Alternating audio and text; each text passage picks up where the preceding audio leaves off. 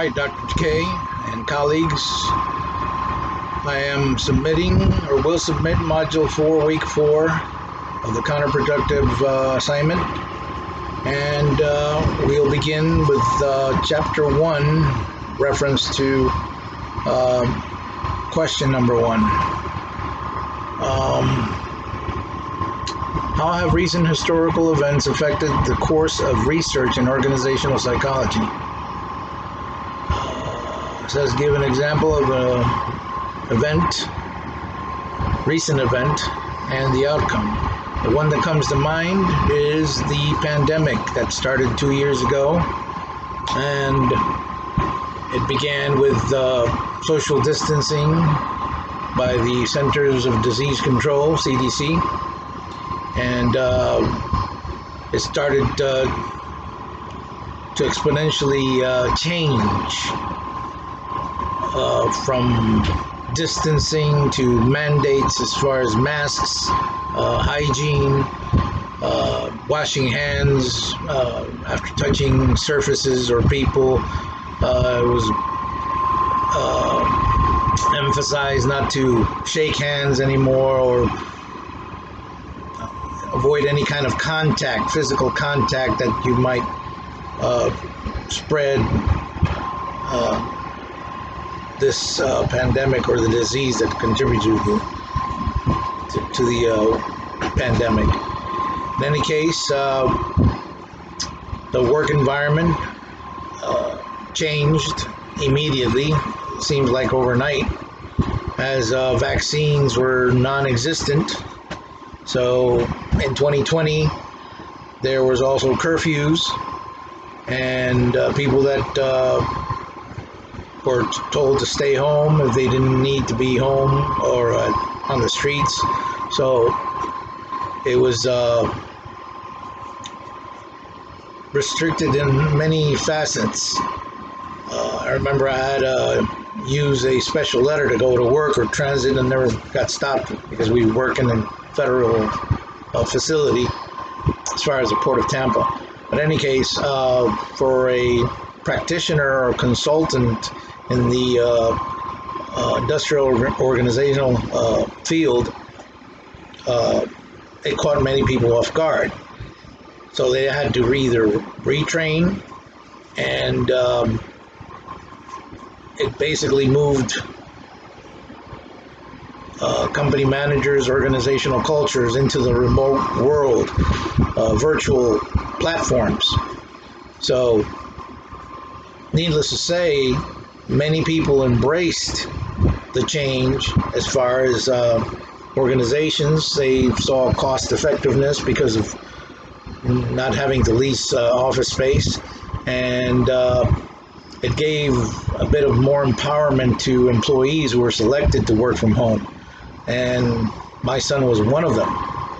He was more, he had more time with family, so the work-family conflict almost did not exist or disappeared.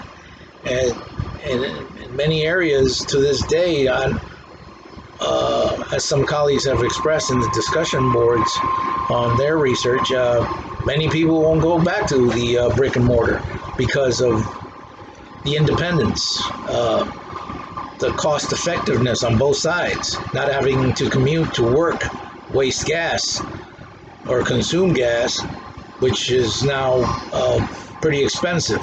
So it has been bittersweet, to say the least, but it has helped many people.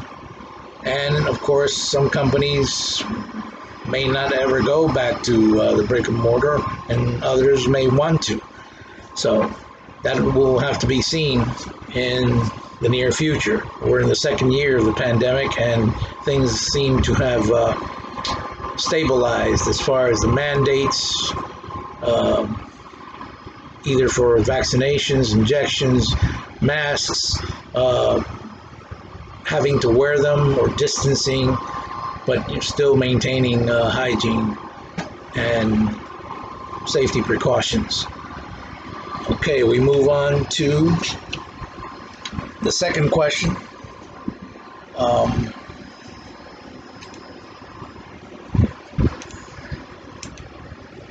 says from chapter 3, it says, describes the socialization process for graduate students in your program. Is the program successful in socializing newcomers and creating job embeddedness?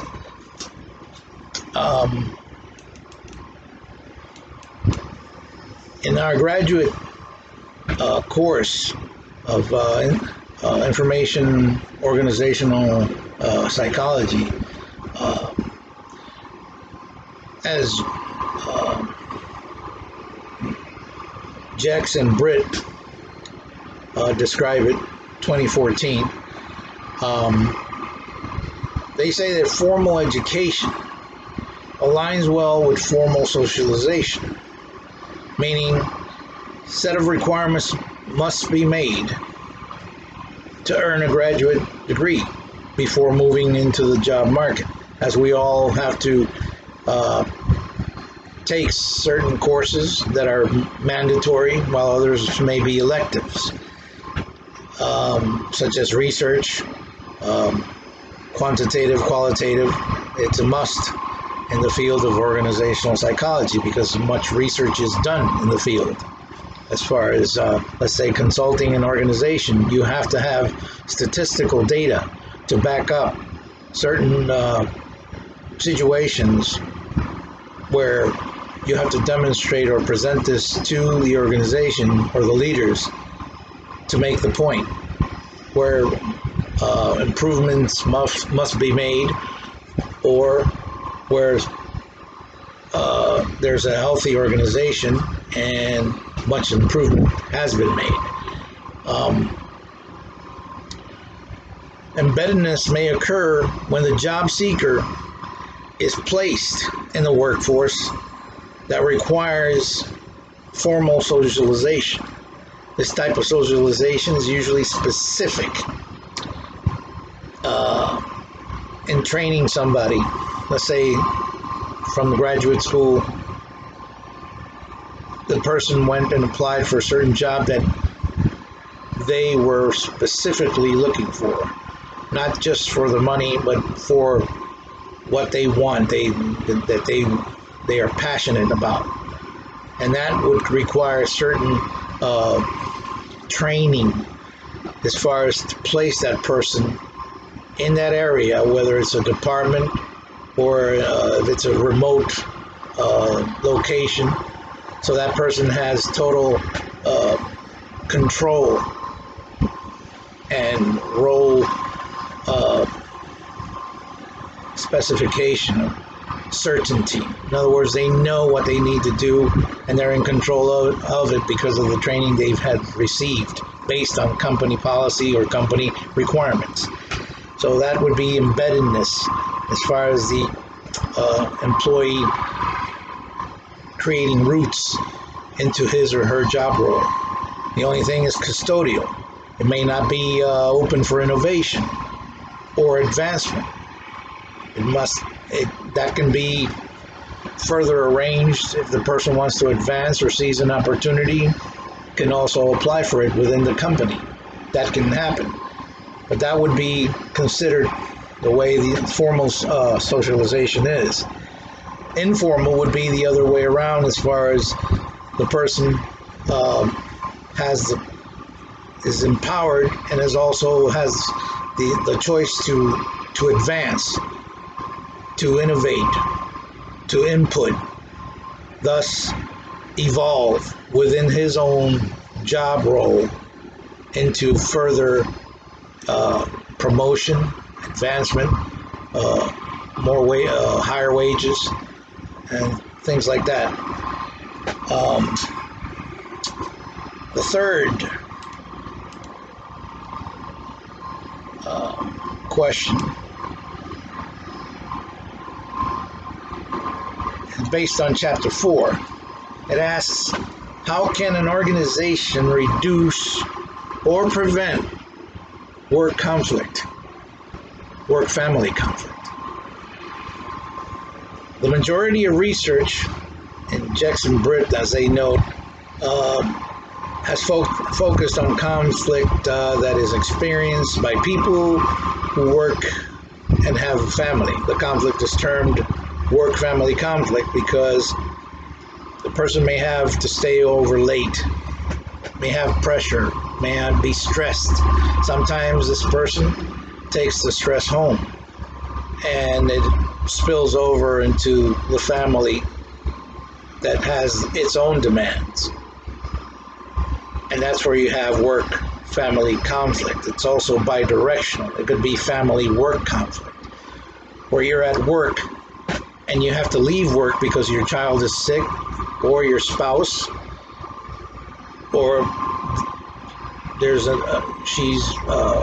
spouse asks you for a favor, or if you're a single parent, you have to leave because your child needs to be somewhere else, or picked up, or is fallen ill at school. So these are the situations that occur, and to prevent this or reduce this, an organization, as they've moved into the remote workplace, the remote platform, it has helped many parents in that they are working at home and they are also exposed to the family life. They can take a break and be with their families without having to be away, as far as commuting miles away. So that's a way that organizations can improve family life well-being by placing their employees in a remote area. Question number 4 is based on chapter 5. It says, imagine if you have been asked to develop a performance assessment program for employee development. What techniques could you use to adequately evaluate employee performance as comprehensively as possible? And it says, think about Murphy's List. His model, unlike Campbell's, which is 8 areas, he has condensed it into 4. Describe the following as far as the first one, saying it's task-oriented, meaning it's the assessment in this area assesses the behavior, the performance of the person, his role, and how he executes his abilities that lead to the performance of the job. So basically it's based on knowledge, skills, and abilities, KSAs, one would say. The second dimension, or labeled in the model, is interpersonally oriented behaviors, meaning how this person socializes at work, represents all the interpersonal transactions that occur on the job. Sometimes the needed reciprocation or teamwork that is necessary to complete a job or a project. So these are interpersonal exchanges. This could also be the quality of customer service that is assessed on the employee.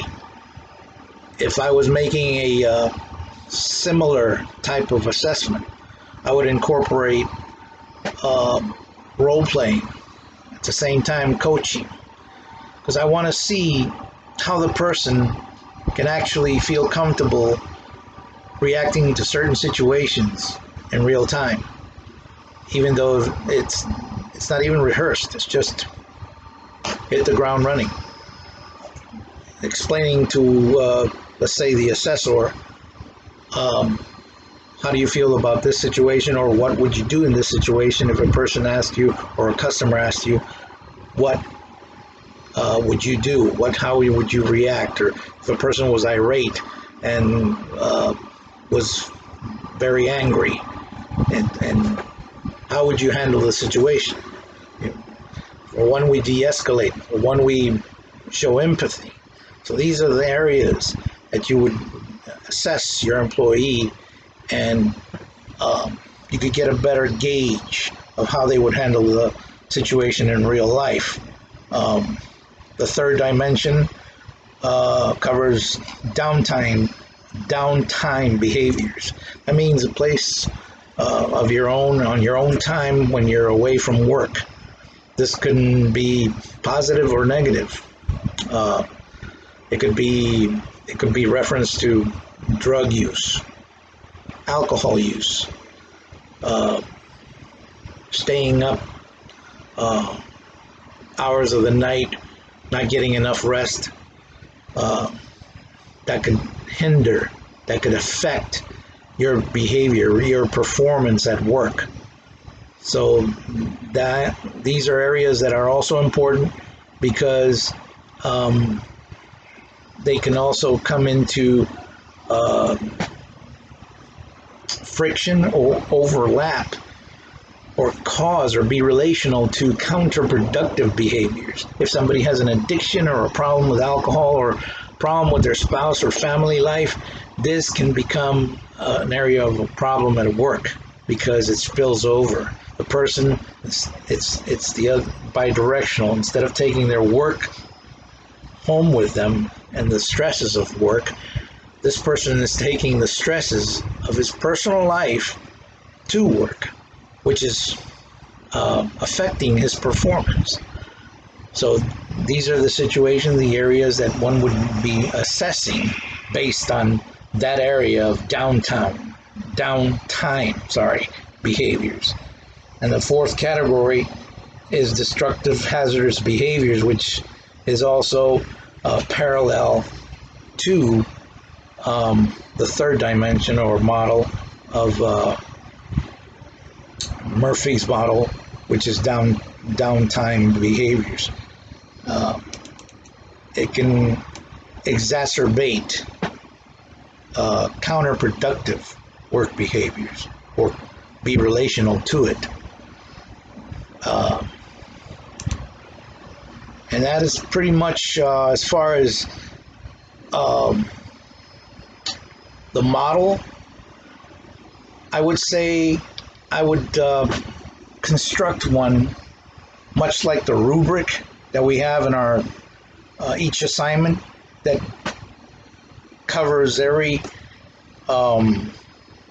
area that it's either shown as expertise or where improvement is needed. Something like this, that scale, that it defines better using the model of Murphy's model, specificities of the person's performance, behaviors, and how well he gets along in the different environments with his colleagues, co-workers. And last but not least, the chapter 6, which is under question number 5. What are some possible common organizational constraints? This again is it could be reciprocal or existential or related to counterproductive work behavior, because there are certain constraints in organizations that can impede the personal or professional growth of its employees. The scarcity or limited resources such as equipment, tools, information. There's no communication between staff, employees, maybe attitudes, maybe the management. There's animosities that do exist in certain environments. They're hostile environments considered. And then you have task or role clarity that certain people don't know what they're supposed to do, but they're doing it anyway because they were told by 5 different people how to do it 5 different ways. I've been around those kinds of environments, and it just confuses, it brings a lot of ambiguity. So there's no clarity. Training, lack of training. A lot of people are being promoted that I've seen without being, they have no experience yet, because either out of spite or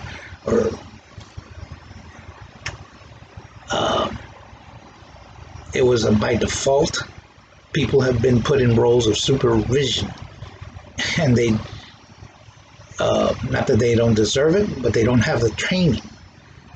And this becomes a problem because later on, if you have a problem or situation that has to be handled by somebody who needs to have KSAs in that area, or that situation that arises, that person may totally collapse as far as what to do.